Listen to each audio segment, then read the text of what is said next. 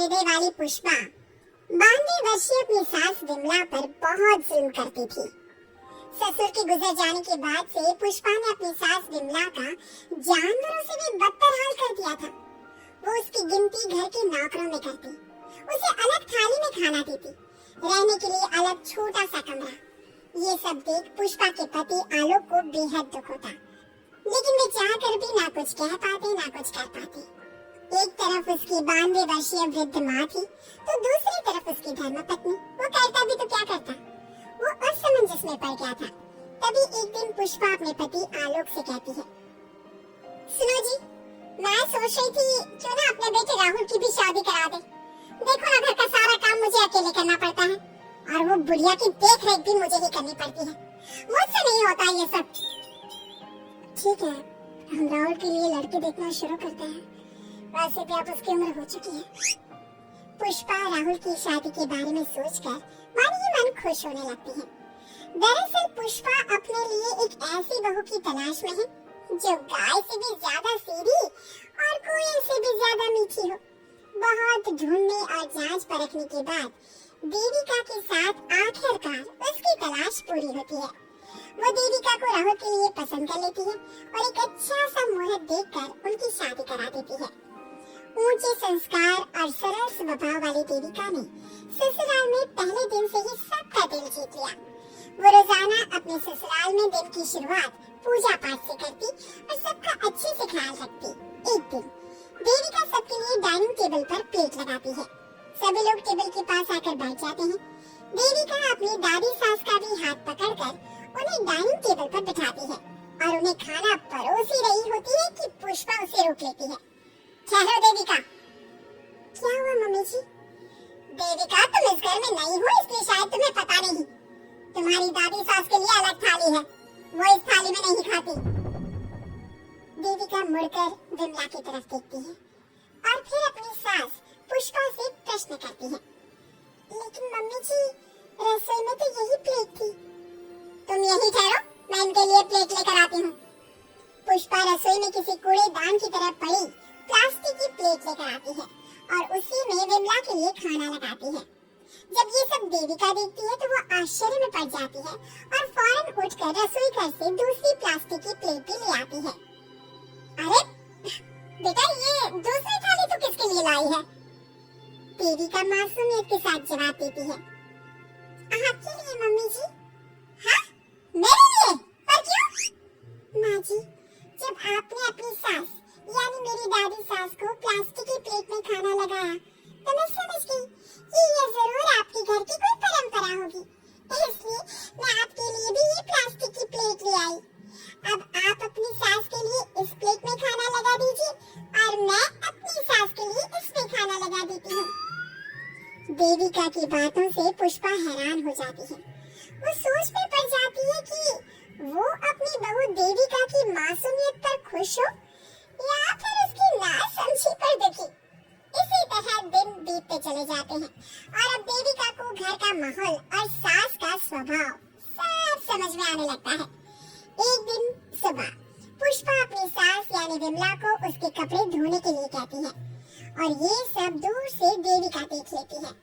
उसके कुछ ही समय बाद देविका आती है और अपनी सास पुष्पा से कहती है, मम्मी जी, मैंने घर का सारा काम कर लिया है, कपड़े, बर्तन, झाड़ू, पोछा सब लगा लिया है। अब मैं आपके पैर दबा देती हूँ। अरे लेकिन बेटा, तूने कपड़े नहीं धोए? मेरे कपड़े तो अंदर कमरे में झोंके क्यों पड़े हैं? मैंने आपके कपड़े नहीं धोए मम्मी जी। आप जब दादी से बोल रही थी ना कि आज इन्हें अपने कपड़े खुद धोने होंगे, तो मैंने सब सुन लिया था।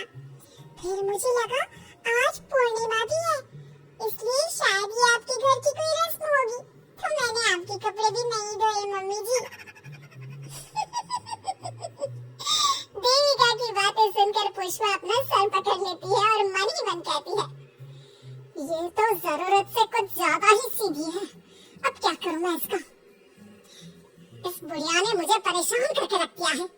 एक तरफ वो जरूरत से ज्यादा सीधी मेरी बहू, जो मेरी हर हरकत को इस घर का रिवाज समझ लेती है, और दूसरी तरफ ये बुढ़िया जो रोज अपना बिस्तर गंदा कर देती है।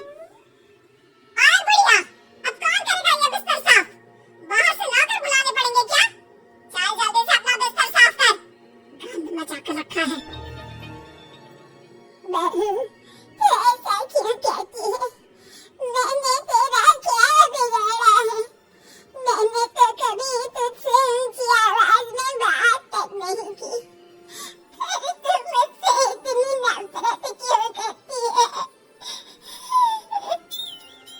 वहाँ आलोक, देविका और उसका पति आ जाता है। क्या हुआ पुष्पा, तुम माँ पर ऐसे क्यों चिल्ला रही हो? अरे देखो ना अपनी माँ को, इस बुढ़िया ने अपने बिस्तर का क्या हाल कर रखा है।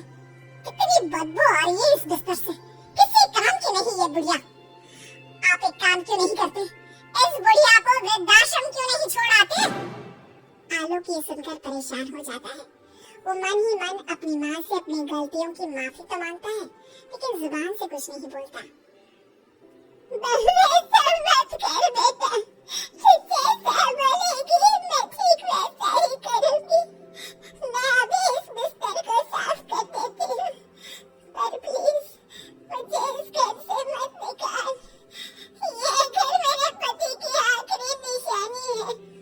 मैं अपनी अंतिम सांस तक इसी घर में रहना चाहती हूँ।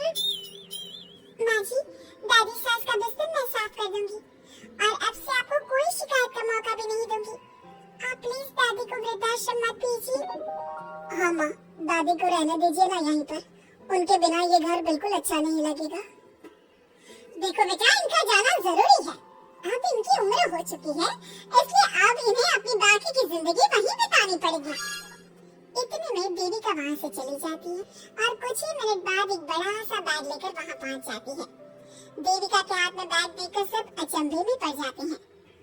अरे देविका, तुम ये बैग कहाँ से लाई? तुम कहीं जा रही हो क्या? माँ जी ने अभी तो बोला थोड़ी देर पहले कि अब उनकी सास बूढ़ी हो चुकी है और उनकी असली जगह वृद्धाश्रम में ही है, तो मैं ये दूसरा बैग उनके लिए भी ले आई। वो क्या है ना, उम्र तो अब मम्मी जी की भी हो चुकी है, कल तो जाना ही है। इससे अच्छा अभी चली जाएंगी तो दादी सास को भी सहारा मिल जाएगा। क्या? क्यों बहू, तुम मुझे वृद्धाश्रम भेजेगी? अपनी सास को? मम्मी जी, अगर आप इस परंपरा का पालन करेंगी तो मुझे भी तो इस परंपरा का पालन करना पड़ेगा ना। मैं बिल्कुल आपकी तरह बनना चाहती हूँ। मेरी माँ कहा करती थी, ससुराल में बिल्कुल अपनी सास के नक्शे कदम पर ही चलना। जैसा वो करे और जैसा वो रहे, ठीक वैसा ही रहना। तभी मैं एक अच्छी बहू बनने में कामयाब हो पाऊंगी ना सासू माँ। देविका की ये बातें सुनकर पुष्पा की आंखों में आंसू आ जाते हैं। देविका की बातों में उसे मासूमियत के साथ साथ आज बहुत सी चीजें सुनाई देती है, जो चीख चीख कर बताती है कि वो आज तक कितना गलत करते आई है। बेटा, तूने तो मेरी आंखें खोल दी। अपने ससुर के देहांत के बाद मैंने न जाने अपनी सास पर कितने अत्याचार किए, उन्हें कितना जलील किया, खरी खोटी सुनाई। आज अगर तू नहीं होती तो मुझे कभी अपनी गलतियों का एहसास तक नहीं होता। देर से ही सही, आपको अच्छी बुरी का एहसास हुआ, यही बहुत बड़ी बात है। मम्मी जी, तो अब आपके सामान का क्या करना है? अरे जा जाकर इसे मेरे कमरे में रख कर आ जा। अब कोई कहीं नहीं जाएगा, सब यहीं साथ में रहेंगे। बहू, मुझे समझ में नहीं आ रहा मैं तेरा किन शब्दों में धन्यवाद कहूँ। जो चीज तूने 2 दिन में पुष्पा को समझा दी, वो मैं बरसों से कहने की हिम्मत तक ना कर सका।